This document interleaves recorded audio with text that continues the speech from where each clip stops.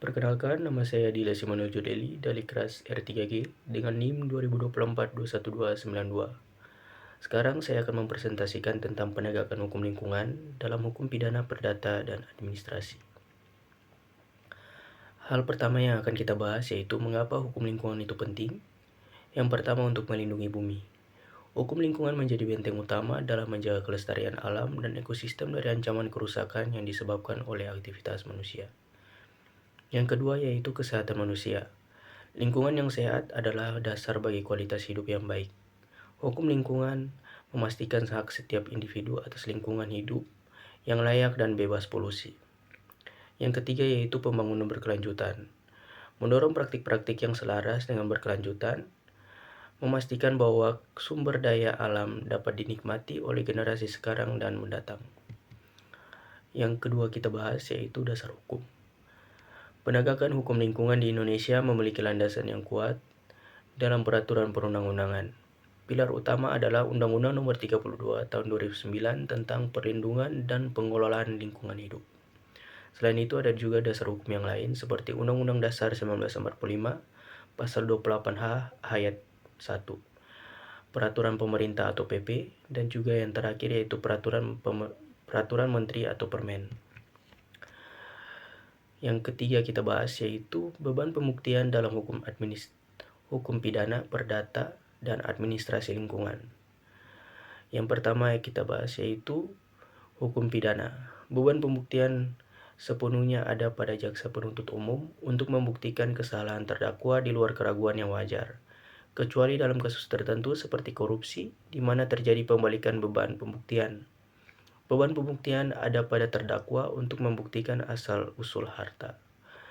Yang kedua yaitu hukum perdata. Beban pembuktian dibagi antara kedua belah pihak. Penggugat harus membuktikan dalil gugatannya, sementara tergugat harus membuktikan kebenaran bantahannya. Yang ketiga yaitu administrasi lingkungan. Beban pembuktian pada dasarnya mengacu pada aturan hukum pidana bagi pelanggaran pidana lingkungan atau hukum perdata tergantung pada jenis kasusnya. Selain itu, dalam kasus lingkungan yang kompleks terdapat alat bukti khusus seperti keterangan ahli dan bukti ilmiah. Selanjutnya yaitu penegakan hukum lingkungan pidana. Penegakan hukum lingkungan pidana lingkungan adalah upaya negara menggunakan instrumen hukum pidana untuk mencegah, menghentikan, dan menindak perbuatan yang merusak atau mencemari lingkungan hidup. Instrumen ini digunakan untuk memberikan efek jera atau deteran efek kepada pelaku dan memastikan perlindungan lingkungan secara efektif.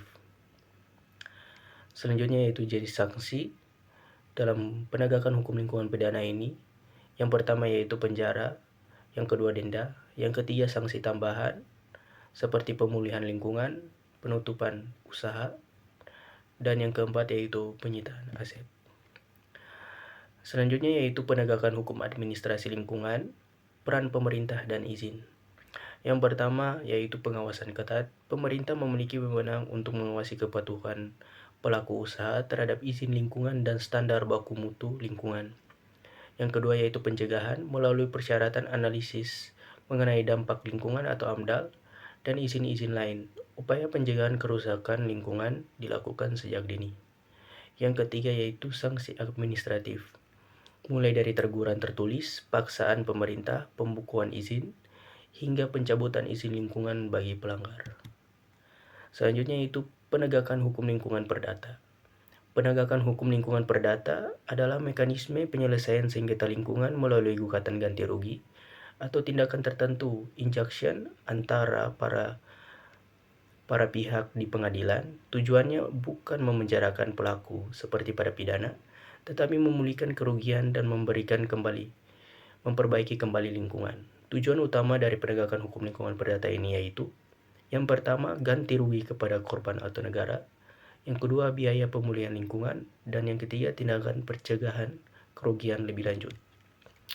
Selanjutnya yaitu tantangan dalam penegakan hukum lingkungan di Indonesia.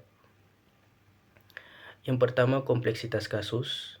Kasus lingkungan seringkali melibatkan rantai sebab akibat yang panjang dan dampak yang sulit diukur, membutuhkan keahlian teknis yang tinggi. Yang kedua yaitu intervensi dan korupsi. tekanan dari pihak berkepentingan atau praktik korupsi dapat menghambat proses penegakan hukum. Yang ketiga yaitu keterbatasan sumber daya. Kurangnya tenaga ahli, anggaran, dan fasilitas pendukung untuk menginvestigasi dan analisis lapangan. Yang keempat yaitu kurangnya kesadaran masyarakat. Partisipasi masyarakat yang belum optimal dalam melaporkan pelanggaran lingkungan dan memahami hak-hak mereka. Selanjutnya yaitu solusi inovatif untuk meningkatkan efektivitas penegakan hukum lingkungan. Yang pertama yaitu kolaborasi multipihak, meningkatkan kerjasama antara pemerintah, penegak hukum, masyarakat sipil, dan sektor swasta. Yang kedua yaitu pemanfaatan teknologi, penggunaan teknologi satelit, drone, dan big data untuk pemantauan deteksi dini dan pengumpulan bukti. Yang ketiga yaitu peningkatan kapasitas, pelatihan berkelanjutan bagi penegak hukum dan ahli lingkungan untuk menangani kasus yang kompleks. Yang keempat yaitu edukasi publik, meningkatkan kesadaran masyarakat tentang pentingnya menjaga lingkungan dalam peran mereka dalam penegakan hukum. Selanjutnya yang terakhir adalah kesimpulan dan langkah selanjutnya menuju lingkungan yang berkelanjutan. Penegakan hukum lingkungan yang efektif adalah kunci dan mencapai keberlanjutan ini membutuhkan komitmen bersama dari semua elemen masyarakat. Langkah selanjutnya yaitu penguatan regulasi, peningkatan sinergi antar lembaga, partisipasi aktif masyarakat, inovasi dalam pengawasan dan penindakan. Dan selanjutnya yaitu pesan dari saya, mari bersama menjaga lingkungan dari masa depan yang lebih baik.